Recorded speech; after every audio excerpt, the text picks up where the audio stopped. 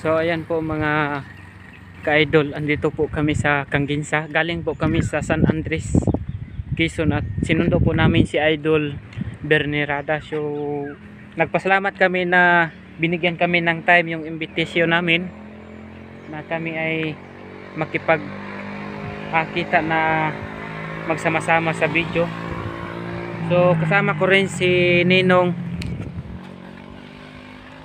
Ayan si Ninong. So pakisuporta din sa kanyang channel na si Junior TV Beans. Ayan, siya po yung nagda-drive sa kanyang motor. So andito po kami ngayon at ang oras po ngayon ay alas 12:23. So ito po yung ginagawang tulay rito. So napaka lalim po at nakakatakot po rito. So para po siyang pasyalan na may hagdan-hagdan. Ayan. So napakalaki po siguro ang nagastos dito dahil medyo may kalawakan nga yung pababa. Ayan mga ka-vlog. So ayan po si Idol Bernirada. Ayan, pasuporta din po sa kanyang channel at pakibisita na rin din po sa ating pong YouTube channel na sana ay magustuhan nyo yung ating view na nakunan ngayon.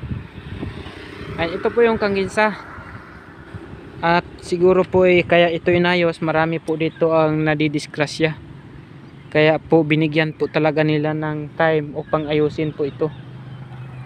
So napakaganda na nga po yung ating pinakang ilog.